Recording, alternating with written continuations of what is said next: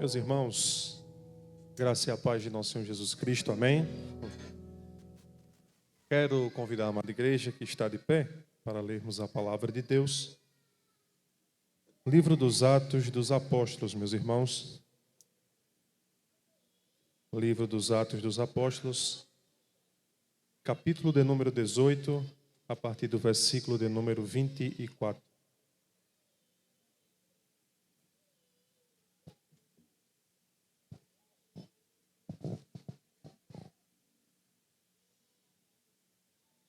Livro dos Atos dos Apóstolos, capítulo 18, a partir do versículo de número 24.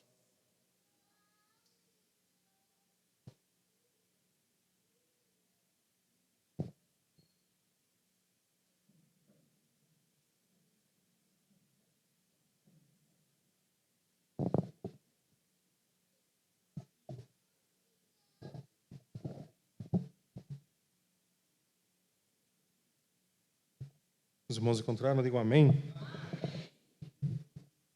Meus irmãos, assim nos diz as Sagradas Escrituras, Atos capítulo 18, a partir do verso de número 24. Nesse meio tempo, chegou a Éfeso um judeu natural de Alexandria, chamado Apolo, homem eloquente e poderoso nas Escrituras. Ele era instruído no caminho do Senhor, e sendo fervoroso de espírito, falava e ensinava com precisão a respeito de Jesus. Conhecendo apenas o batismo de João, Apolo chegou a falar ousadamente na sinagoga. Quando Priscila e Áquila o enviaram a falar, levaram-no consigo e, com mais exatidão, lhe expuseram o caminho de Deus. Quando ele resolveu percorrer a Acaia, os irmãos o animaram e escreveram aos discípulos para que os recebessem bem. Tendo chegado, Apolo auxiliou muitos aqueles que, mediante a graça, haviam crido, porque com grande poder convencia publicamente os judeus, provando por meio das Escrituras que Jesus é o Cristo. Capítulo 19. Aconteceu que, enquanto Apolo estava em Corinto, Paulo, tendo passado pelas regiões mais altas, chegou a Éfeso.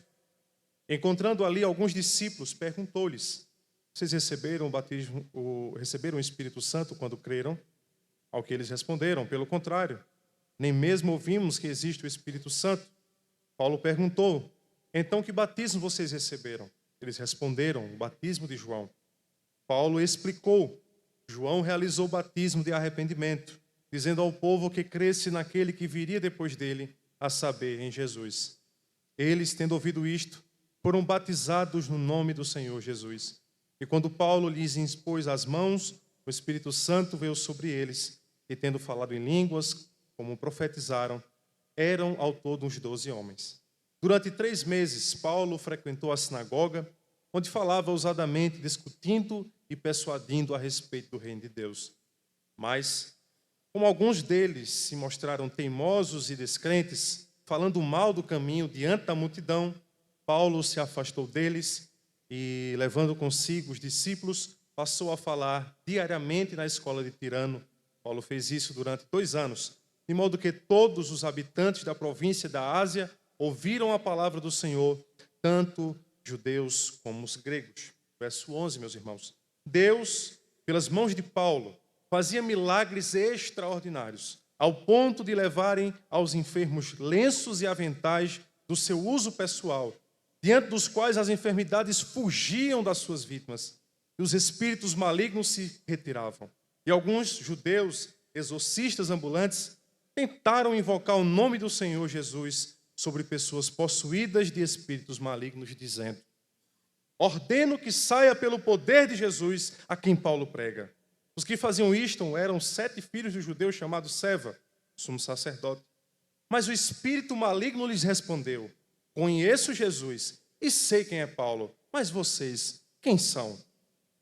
E o possuído do espírito maligno saltou sobre eles, dominando a todos, e de tal modo prevaleceu contra eles, que, nus e feridos, fugiram daquela casa. Este fato chegou ao conhecimento de todos os moradores de Éfeso, tanto judeus como gregos. Veio temor sobre todos eles, e o nome do Senhor Jesus era engrandecido. Muitos dos que creram vieram confessando e denunciando publicamente as suas próprias obras. Também muitos dos que haviam praticado magia, reunindo seus livros, os queimaram diante de todos.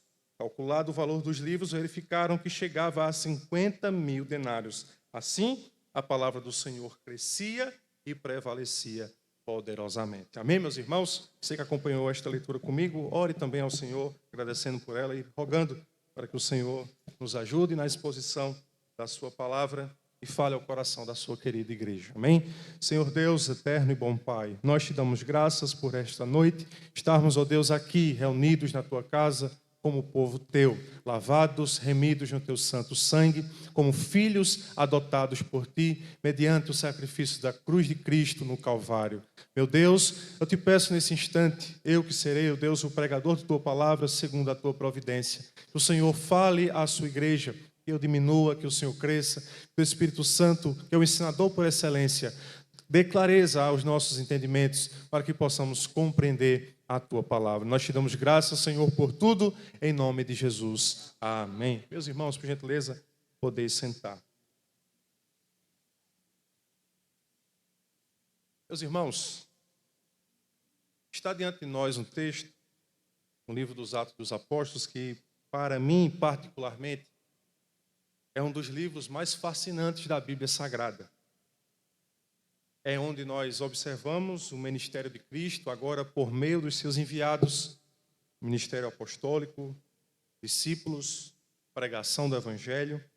Nós temos as primícias do que foi o reino de Deus inaugurado na terra. Vemos o poder de Deus avançando sobre culturas diferentes, no Oriente Médio, chegando a cidades cosmopolitas, o reino de Deus avançando, Satanás sendo destronado das cidades em que prevalecia sobre o povo, sobre um povo que não via a maravilhosa luz e não conhecia o Senhor Jesus Cristo. Nós temos, irmãos, o evangelista Lucas, que é o autor deste livro, que fazia companhia com o apóstolo Paulo em suas viagens missionárias, o relato, a narrativa de como se deu o início da igreja, a descida em Pentecostes, capítulo 2, logo em seguida a primeira pregação, os primeiros milagres acontecendo agora com Cristo, assunto aos céus. Agora nós vemos o reino de Deus avançando. Este é o livro dos Atos dos Apóstolos. Percebemos, irmãos, que o livro dos Atos há uma bifurcação, não, melhor dizendo, uma inclinação do livro a falar acerca do ministério do apóstolo Paulo. Por isso nós percebemos a riqueza de detalhes à medida com que o evangelho avança e nesta feita pelo ministério do santo apóstolo, o apóstolo Paulo. As cartas que os irmãos encontram na Bíblia Sagrada, tanto Corinto, Éfeso, carta aos Gálatas, aos Tessalonicenses, os irmãos que quiserem conhecer como foi o surgimento, o nascimento, a plantação dessas igrejas, eis aqui, irmãos, o livro é o livro dos Atos dos Apóstolos. Nós vamos observar coisas que Paulo, posteriormente, tratando essas igrejas, exortando essas igrejas acerca da vida cristã, os irmãos podem observar certas características que já existiam de maneira embrionária nessas igrejas, quando Paulo está ali plantando cada uma delas.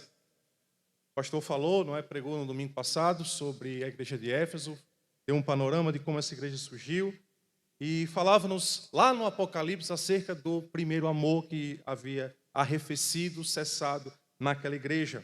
Ora, se os irmãos acompanharem comigo aqui, mais uma vez, o surgimento desta igreja, e também observar que Paulo, quando escreve a esta igreja, ele faz menção deste amor que havia nos irmãos efésios. Meus irmãos, o texto que temos aqui, no capítulo 19 do livro dos Atos dos Apóstolos, é a maneira pela qual esta igreja surge. Irmãos, um fato que você precisa observar, analisando cada viagem do apóstolo Paulo, cada igreja como estava sendo plantada pela providência de Deus, cada região, cada igreja, cada amontoado de discípulos que iam surgindo pelo caminho, cada igreja dessa, irmãos, tem a sua própria característica. Os irmãos que, porventura, sentem o chamado à evangelização, na verdade todos nós somos chamados a evangelizar, anunciar a Cristo, mas sendo específicos no que diz respeito às missões, os irmãos vão observar que o apóstolo Paulo, ele passava pelas regiões, pregava o santo evangelho, mas não há na vida do apóstolo Paulo, no ministério dele, um apego à metodologia. Não era, irmãos, apenas um método que o apóstolo Paulo usava. Embora o meio de alcançar é a pregação do evangelho, essa pregação se dá por diversas formas. Percebam os irmãos que a igreja de Éfeso, ela surge não exatamente pela pregação direta do apóstolo Paulo. Se os irmãos estiverem com a Bíblia aberta, vão observar, verso 24 do capítulo 18. Neste meio tempo chegou a Éfeso um judeu natural de Alexandria chamado Apolo, homem eloquente e poderoso nas Escrituras. Ele era instruído no caminho do Senhor, sendo fervoroso de espírito, falava e ensinava com precisão a respeito de Jesus, conhecendo apenas o batismo de João. Olhe para cá. Percebemos, irmãos, aqui um pouco daquilo que quero falar para os irmãos acerca de vida cristã e sobre duas coisas muito importantes que estão relacionadas e são indissociáveis: ortodoxia e ortopraxia. São palavras de origem grega, uma vem de doxa, verdade, e a outra, ortopraxia, vem de praxe, o exercício, a prática. Ora, irmãos, toda prática cristã, ela é oriunda de uma ortodoxia, de uma doxa, de uma verdade abraçada. Seja a expressão do evangelicalismo no Brasil mais distinta que você viu nas igrejas que existem por aí, amostra, aquela prática ali que você vê que está tão contrária àquilo que nós praticamos aqui, aquilo está apoiado em alguma ortodoxia, em alguma doxa, em alguma verdade daquele grupo, daquela denominação, daquele movimento específico. A igreja de Éfeso, irmãos, falando acerca da ortodoxia, ortopraxia, percebemos que ela começa com uma pequena dificuldade no que diz respeito à ortodoxia. Era uma igreja de um obreiro poderoso nas Escrituras, eloquente, certamente arrebanhava pessoas para ouvi-lo. No entanto, meus irmãos, ele não conhecia ainda acerca do batismo de Jesus Cristo, o batismo pleno, o batismo na Santíssima Trindade. Ele apenas enfatizava o batismo de João. Note, os irmãos, que João foi o último profeta do Antigo Testamento. Embora ele esteja no Novo, ele é o último profeta do Antigo Testamento. A própria Bíblia nos diz, o último é João Batista. E ele conhecia até ali, apontava o caminho, mas ele conhecia até ali.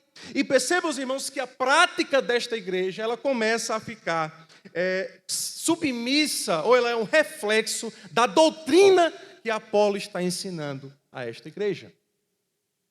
O apóstolo Paulo ainda não havia chegado em Éfeso, Apolo está lá pregando, os irmãos observarem, o verso de número 26. Apolo começou a falar ousadamente na sinagoga, quando Priscila e Áquila o ouviram falar.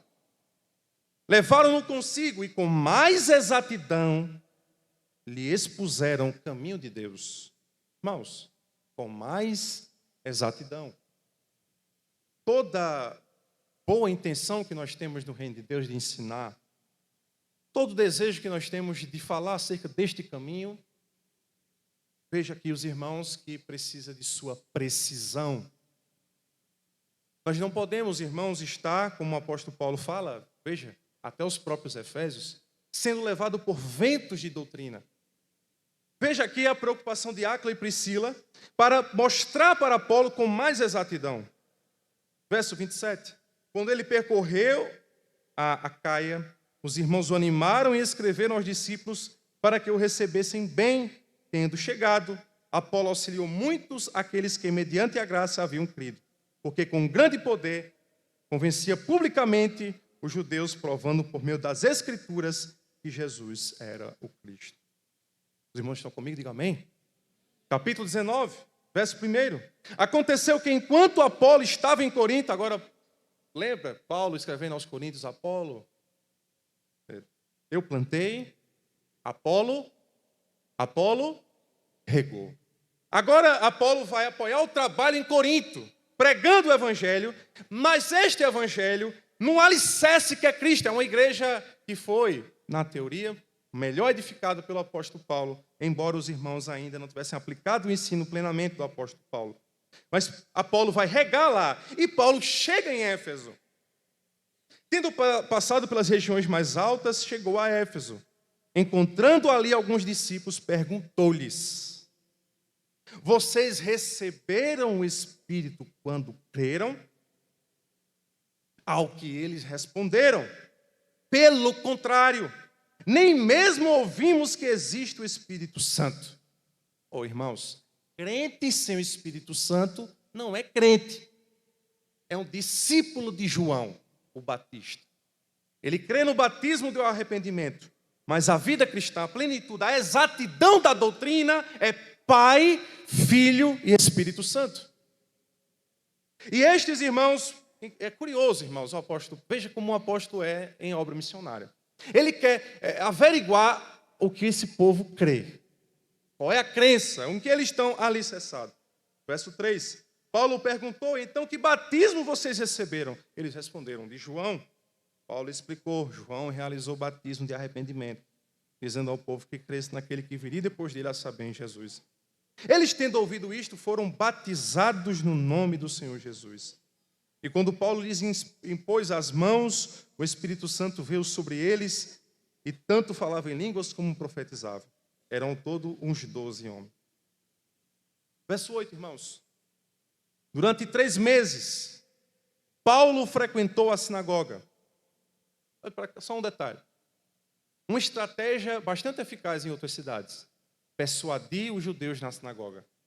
Contudo, em Éfeso não foi uma estratégia eficaz. Perceba os irmãos. Durante 3 meses, Paulo frequentou a sinagoga, onde falava ousadamente, discutindo e persuadindo a respeito do reino de Deus. Mas como alguns deles se mostraram teimosos e descrentes, falando mal do caminho diante da multidão, ou seja, se Paulo persiste neste método evangelístico, haveria um problema, um caos. Certamente o apóstolo sairia mais cedo, abandonaria a missão mais rapidamente. Veja, prosseguimento, irmãos. Paulo se afastou deles e, levando consigo os discípulos, que discípulos aquele que Apolo pregou em Éfeso, que agora estão com o Espírito Santo, estão agora com os dons espirituais. Paulo leva os 12 e agora começa um trabalho aonde, levando consigo os discípulos, passou a falar diariamente na escola de Tirano. Tirano, uma espécie de professor da época, que tinha uma sala de aula em Éfeso. Paulo se apropria dessa sala e começa a formar uma classe ali, e está fazendo esse trabalho por quanto tempo? Lucas vai dizer para nós, verso 10. Paulo fez isso durante 2 anos, de modo que todos os habitantes da província da Ásia ouviram a palavra do Senhor, tanto judeus como gregos. Irmãos, veja que interessante. Quando Deus está na obra, como a coisa acontece? Talvez na nossa mentalidade, a eficácia da evangelização só pode ser bem sucedida se nós tivermos um serviço de som mais potente da cidade. Se encontrarmos o lugar mais estratégico da cidade. Nós estamos, de fato, com muitas influências do pragmatismo americano, onde a medida do nosso trabalho é observada pela eficácia, pelos resultados que tem, pelos métodos utilizados. Contudo, meus irmãos, quando a obra é de Deus, os métodos é Deus que aprova, é Deus que utiliza métodos falhos, humanos, lugares improváveis, para fazer com que o seu evangelho avance, cresça e cumpra o seu poderoso propósito. Dentro de uma classe em Éfeso, o evangelho está sendo propagado para várias regiões e alcançando a Ásia toda, por meio de uma pregação, de uma classe que, paulatinamente, Paulo estava ali constantemente 2 anos pregando e o evangelho se espalhando. Que grande lição, irmãos. Persista na sua classe, persista na evangelização, persista onde você está falando de Jesus. Não se atenha aos métodos, apenas ao Senhor sob os métodos, que tem o poder de fazer com que esta mensagem alcance os seus, que Ele quer salvar. Glória a Deus por isso. Mas, meus irmãos,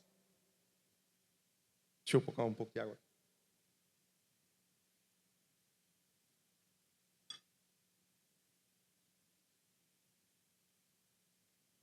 Este capítulo, que me chama a atenção mesmo, quero rapidamente concluir este sermão para os irmãos. É a cena que está aqui a partir do verso 11. Nós temos um capítulo com várias cenas, mas essa cena do verso 11, ela traz muitas lições para nós. Nos fala mais exatamente esta dinâmica da ortodoxia, da doutrina e a ortopraxia, a prática da doutrina. Volte, irmão, seu olhar para o texto, no verso 11. Deus, pelas mãos de Paulo, fazia milagres extraordinários, a ponto de levarem aos enfermos lenços e aventais do seu uso pessoal, diante dos quais as enfermidades fugiam das suas vítimas, e os espíritos malignos se retiravam. E alguns judeus, exorcistas ambulantes, tentaram invocar o nome do Senhor Jesus sobre pessoas possuídas de espíritos malignos, dizendo: ordeno que saiam pelo poder de Jesus, a quem Paulo prega. Veja, irmãos, algo que acontece aqui em Éfeso, que é comum e acontece em todo o avanço missionário. Os sinais. Satanás está, de fato, sendo destronado. O poder de Deus é para a salvação, mas também é para a operação, a eliminação, o triunfo sobre as obras de Satanás. É o reino de Deus tendo suas estarcas bem fincadas, e o reino dele sendo propagado, e Satanás sendo destronado. C.S. Lewis, um grande escritor britânico, conhecido por um programa diário de rádio em meio à Segunda Guerra, que resultou no livro tão conhecido, Cristianismo Puro e Simples, e de tantos outros livros tão importantes. Ele escreve um que é uma sátira chamada Cartas de um Diabo ao Seu Jovem Aprendiz. A sátira, irmãos, é pegar os personagens e colocá-los em situações distintas, zombar, colocá-los em fatos contraditórios. E C.S. Lewis, ele, no livro Cartas de um Diabo ao Seu Aprendiz, é um diabo velho, chamado mal danado, instruindo um diabo novo a como desvirtuar, desviar uma alma que está vivendo uma espécie de vida cristã. Há muitas frases ali que são verdadeiras pérolas, meus irmãos. Mas há uma que eu quero trazer para os amados, que é acerca do diabo. O próprio, veja, a sátira de C.S. Lewis, o diabo mais velho ensina ao diabo mais novo, que está lá persuadindo a alma, a pessoa que busca ser um cristão. E ele diz assim, o diabo mais velho: faça de tudo para convencê-lo que, em outras palavras, parafraseando, ele não tenha pavor do diabo e, ao mesmo tempo, tenha muito apreço ao diabo. É um paradoxo. Muita preocupação, muita expectativa, muitas das vezes pensamentos desordenados acerca de Satanás. O diabo mais velho orienta para que ele chegue nesse extremo. E que também chega a outro extremo que é desdenhar. Não existe esse negócio do diabo. Viva nesses dois opostos. O diabo existe. E as pessoas ficam loucas, alucinadas com essa ideia de Satanás, o maniqueísmo, uma luta do bem contra o mal, uma batalha constante. E também oriente para que ele viva desdenhando. Satanás não existe. Isso é coisa de lunático, isso aí não existe. São dois extremos que o inimigo de nossas almas quer sempre nos colocar em uma vida que está em duelo constante, uma verdadeira quebra de braço, Deus e o diabo. E isso traz muitos efeitos psicóticos estranhos na nossa vida.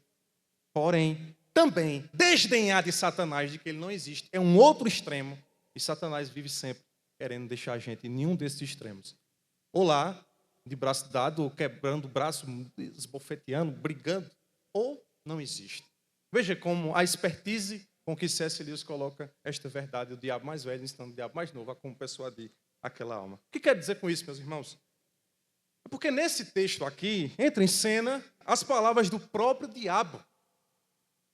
É um dos textos da Bíblia em que nós observamos o diabo falando na boca daquele que estava possuído algo acerca destes filhos de Seva.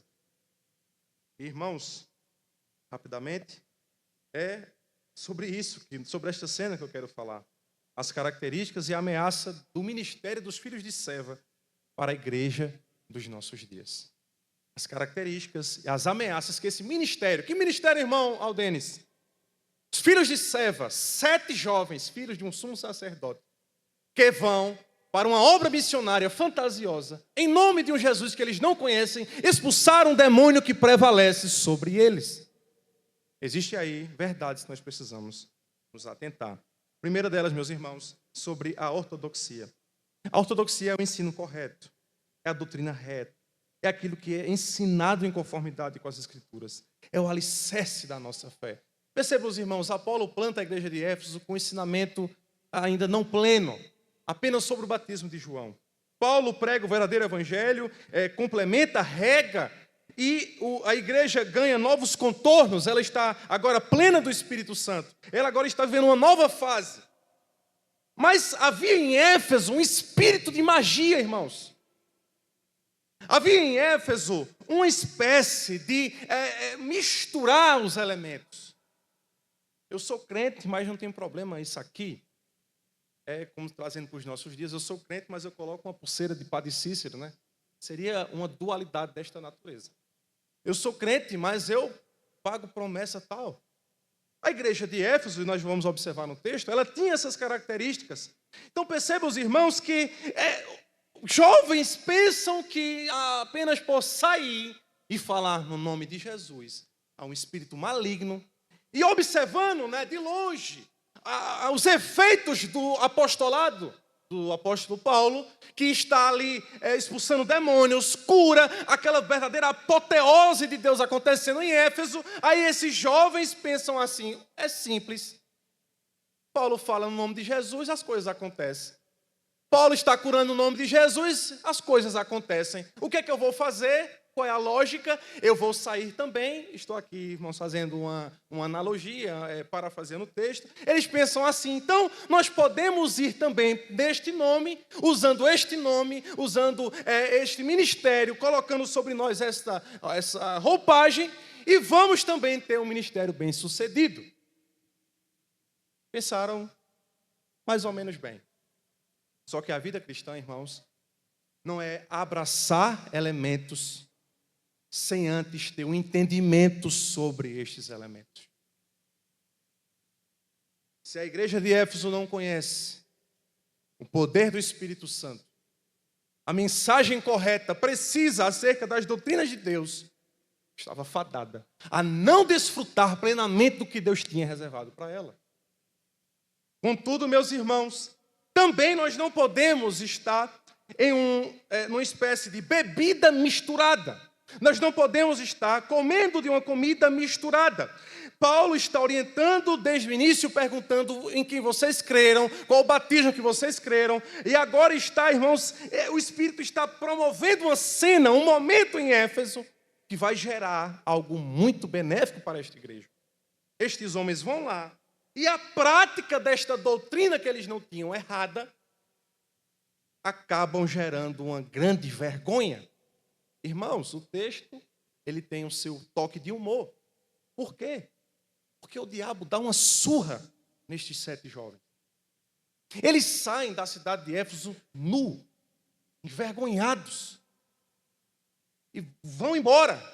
Talvez, irmãos, se apropriando desta ideia de serem filhos de um sumo sacerdote, pensavam que isso iria impressionar o inimigo das nossas almas. Mas, irmãos, não é bem assim que funciona. Em segundo lugar, irmãos, ambos os elementos faltavam nesses jovens. A ortodoxia correta, que resultaria numa prática correta. Eles tentaram usar o nome de Jesus. Eles se apropriaram do nome, de uma autoridade vista no ministério do apóstolo, mas que não estava repousando sobre eles. Irmãos, deixa eu abrir um parênteses aqui. já que estamos num tempo de avivamento, para algo muito importante que eu preciso falar. De fato, irmãos, materialmente falando, se você pegar lenha boa, um bom fogo, um bom elemento de combustão, e juntar em determinado lugar, em qualquer lugar do mundo, salvo as condições climáticas ideais para que um fogo aconteça, você vai fazer fogo em qualquer lugar. Porque as leis da natureza deixaram assim. O Senhor permitiu que fosse assim. Lenha, fogo, diga-se, você se aquece, ali há um fogo. Mas, meus irmãos, esta lógica não funciona no reino de Deus. Não é única e necessariamente você pegar os elementos e fazer um fogo porque você juntou os elementos. Como assim, irmão? Eu quero que você esclareça isso. Ora, irmãos, não é porque você tem uma Bíblia. Você é mais crente. Ela é a palavra de Deus. Ela é uma espada. Ela é eficaz, mais penetrante que qualquer espada de 2 gumes. Mas você sabia que ateus também estudam a Bíblia? Você sabia que também existem linguistas que conhecem ela de canto a canto, os originais, tudo que envolve a Bíblia, e mesmo assim não creem nele? Você sabia que tem muitos que têm contato com essa mesma palavra, e ela, pelo coração duro destes que estão envolvidos com ela, não produz seus efeitos? Você acha que ter Jesus aqui é colocarmos o nome Jesus ali na parede? Você acha que ter Jesus aqui é se vestir como dizem que um crente deve se vestir? Você acha que ser crente é apenas usar de artefatos, daquilo que a Bíblia diz eu vou usar? Não, irmãos, não é assim. Porque se fosse, esses 7 aqui estariam também com êxito na obra missionária. Porque falaram em Jesus, botaram lá a mão e disseram, sai em nome de Jesus. Aí o diabo disse, pera. Eu sei quem é Jesus. E sei quem é o Paulo a quem ele prega. Mas vocês, quem são? Forte, né, irmãos? Eles tinham todos os elementos.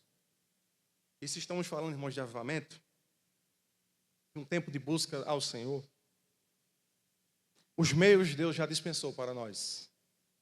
Sua graça, o seu amor, a igreja, a pregação da palavra, os louvores e tantas coisas tão nobres, importantes que existem nesta santa casa.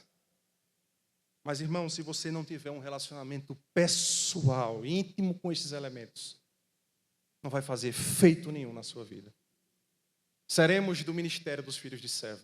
Conhecem o nome de Jesus. Sabem que o nome de Jesus tem poder. Mas quando estão em operação, operacionalizam a obra de Deus, não sai nada. Por quê? Porque não tem relacionamento com Deus dos elementos. É muito fácil eu dizer que sou crente. É muito fácil eu aqui, irmãos, estar envolvido nos dons espirituais e pelos dons vocês verem muitas coisas. A verdade é, se é cheio do Espírito Santo, não mente. A verdade é, se é cheio do Espírito Santo, está com a vida reta. A verdade é, se é cheio do Espírito Santo, perdoa. A verdade é, se é cheio do Espírito Santo, tem amor no coração. Se é cheio do Espírito Santo, tem o fruto do Espírito na vida. Como é que se conhece a árvore? Pelos frutos. Os filhos de Seva tinham os elementos, mas não tinham relacionamento com Deus dos elementos. O nome de Jesus é poderoso na boca de um crente fiel a Ele. Mas o mundo fala em Deus também, meu irmão. O mundo usa o nome de Jesus também. E aí? Mas aqueles que têm relacionamento com o Senhor não estão de brincadeira com Jesus. O Senhor se utiliza da vida destes. Será como o apóstolo Paulo, quando fala, o Senhor confirma o seu ministério. Que Deus nos ajude, irmãos. Que nós não sejamos apenas como os filhos de serva. Que nós não sejamos conhecedores da doutrina. Mas uma doutrina, irmãos, errada, uma doutrina pela metade, uma doutrina apenas que sabe que os elementos são poderosos, mas que falta uma ideia, algo mais importante, relacionamento com Deus, destes elementos, com o nome, com o sangue, com tudo que é dele que ele nos proporciona. Mas acima disso, eu quero ele. O que acontece? O texto diz, palavras de Lucas, eles foram subjugados. E aqui, irmãos, há uma verdade muito interessante. Eu não quero entrar, mas sei que ela é real, a questão da batalha espiritual. Ela é real, é bíblica. Nós não podemos entrar na paranoia da batalha espiritual. Tudo é o diabo. Mas aqui, a Bíblia nos diz que Satanás subjuga eles. E ao subjugá-los, 7 homens. 7 homens. Serão sempre 7 homens. Mas se há o poder do Espírito Santo sobre um apenas, o poder de Deus subjuga qualquer potestade do mal. Mas a força humana aglomerada, 7 homens de braço para subjugar o maligno que estava na vida daquela pessoa, não é capaz de segurar. Porque, irmãos, nós não vencemos esta batalha com armas carnais, mas como o próprio apóstolo disse, são com armas espirituais. São armas das luzes. É estar em relacionamento com esse Deus Todo-Poderoso. É Ele que vence as nossas batalhas. E aqui, Satanás subjugou. Irmãos, deixa eu abrir um parênteses aqui. Olhe na sua vida, olhemos em nossas vidas. Que Deus nos dê olhos espirituais, para que percebamos se existe alguma área em que o inimigo está subjugando em nossas vidas. Irmãos, nós estamos envolvidos em tantas coisas. Nós somos tios, avós, pais, marido, esposa, trabalhamos. Nós, um ente, um ser que está em muitas coisas envolvido. Será que em uma dessas áreas já não cedemos às forças do inimigo das nossas almas? Será que ele já não está subjugando você como marido, como esposa, como mulher, como homem, como um trabalhador, seja lá qual for a área que você está envolvido?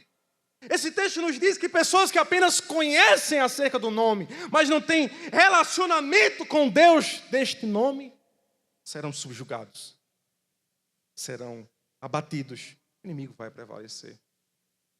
Para concluir, meus irmãos, já caminhando para a conclusão. Terceiro lugar, um desdobramento que aconteceu nesta cena, muito interessante. E olha os irmãos, no texto. Verso 17. Este fato chegou ao conhecimento de todos os moradores de Éfeso. Irmãos, olhe para cá, por favor. Deixa eu abrir a Bíblia aberta. Interessante como Deus trabalha, né? Às vezes existem coisas que a gente não consegue discernir o que é que aquilo está acontecendo. Nos espantamos com aquilo. Mas Deus não é Senhor sobre a sua criação.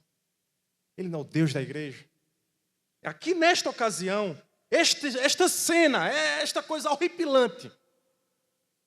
Note os irmãos que poderia acontecer aqui uma falácia. Poderiam pensar que é o nome de Jesus que estava enfraquecido, não estava mais subjugando as entidades demoníacas. Poderia, eles não falaram o nome de Jesus.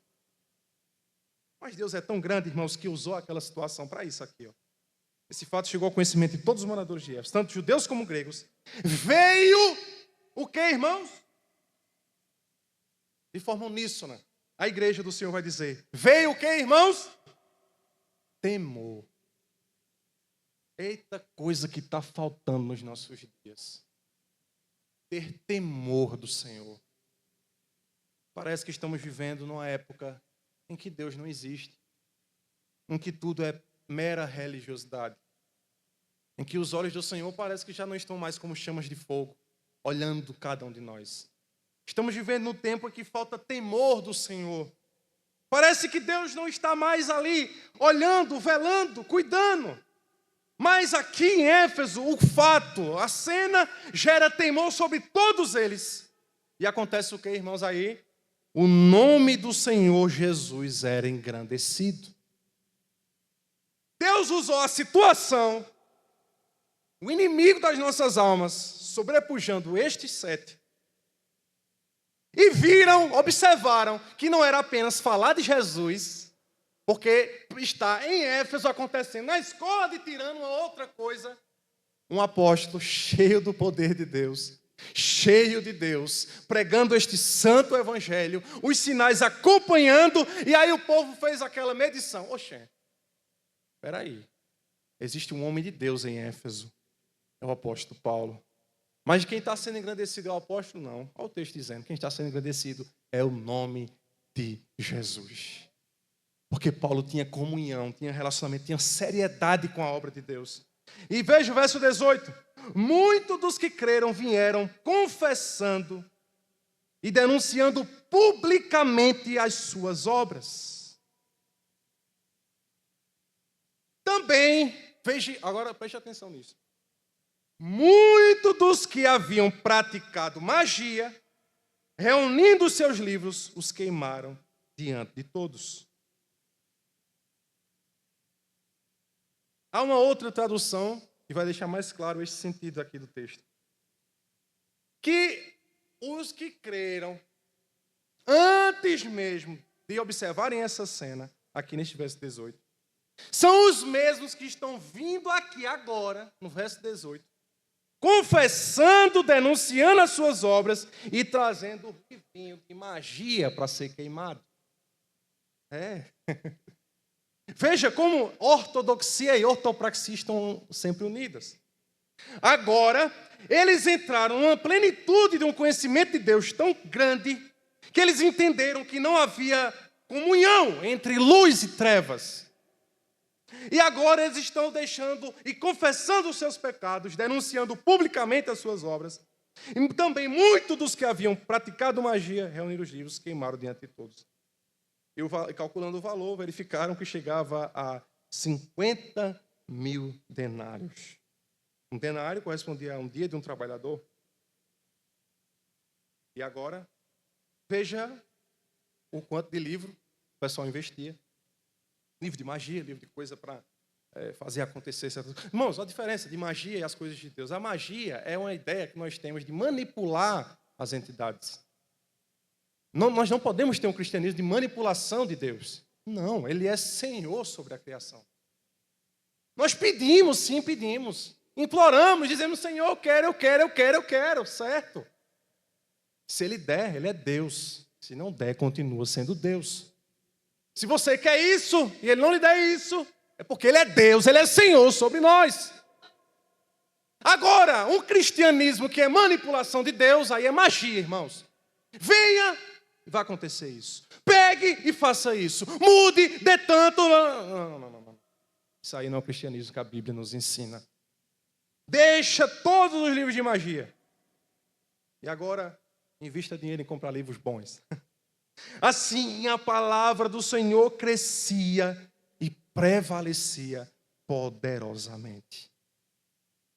Irmãos, não sei se consegui me fazer compreendido pelos irmãos, mas observe que um texto tão rico em poder de Deus, lenços e aventais de Paulo, não está desassociado de uma crença genuína, de uma verdade aprendida pelo santo apóstolo Paulo. Perceba, a igreja conhece o Espírito Santo. Há um trabalho árduo de Paulo, 2 anos na classe de Tirano. Deus, irmãos, não é chegar dizendo assim, vai ter milagre. Não. A gente ora, a gente obedece, a gente vive a palavra, e se Ele quiser fazer um milagre, Ele faz, porque Ele é Deus. Ele tem poder, e não é mesquinho. Quando Ele quer operar seus milagres, Ele opera à nossa vista. Mas anda junto o quê? Ensino. Sinais. Ensino verdadeiro. Sinais genuínos. E o inverso? É os filhos de Seva. Conhece. Sabe do nome. Conhece a coisa. Conhece o caminho da igreja. Conhece os cultos que tem. Conhece tudo. Só falta uma coisa: conhecer o Deus do culto, o Deus da oração, o Deus do nome, o Deus disso, o Deus que está em nosso meio, que nos envolve em todos os seus mistérios. Para concluir, meus irmãos, agora, de fato, quero deixar algumas aplicações para os irmãos. A importância do conhecimento sólido. Cada cristão deve buscar um entendimento profundo da sua fé. Não apenas nos contentarmos com um conhecimento superficial das Escrituras. Para isso, Deus deu dons à sua igreja e capacitou doutores, mestres, apóstolos para guiar a sua santa igreja. Então, irmãos, fiquemos mais próximos onde a palavra está sendo emanada, onde a palavra está sendo pregada. Irmãos, viva próximo ao púlpito. Viva sempre próximo ao púlpito. Eu sei que a gente tem na internet tantos e tantos pregadores, tanto. Cuidado. Deus lhe deu um pastor aqui, Deus lhe deu uma mensagem aqui, Deus está apontando o caminho para você aqui. Então, procuremos o conhecimento sólido e esperemos o Deus dos sinais fazer no seu devido tempo.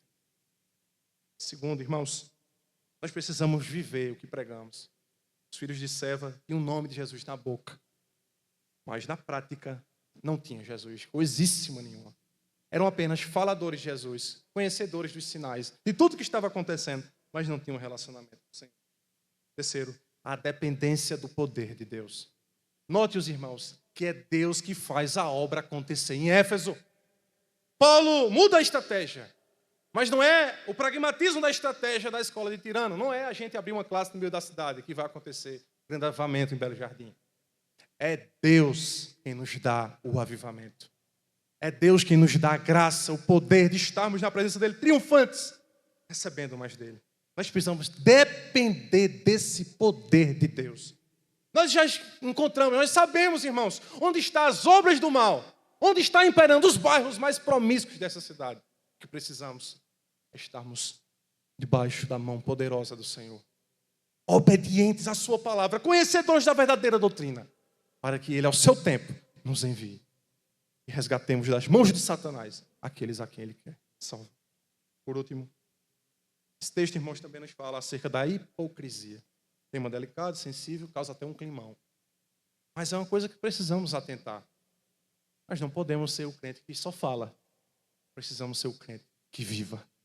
Nós precisamos ser os crentes que nós ainda nem abrimos a nossa boca para falar de Jesus. Que desafio, meus irmãos. Eu sei, que desafio. Nós nem abrimos a nossa boca.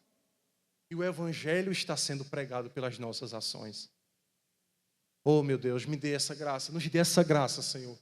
Para que esta cidade olhe para esta igreja, olhe para a sua vida, onde você estiver, e veja Cristo nas suas ações. Saiba que você é determinada igreja, mas não é o fato de você conhecer, mas é o fato de você ser. É tão ruim, irmãos, alguém que fala, e a gente olha.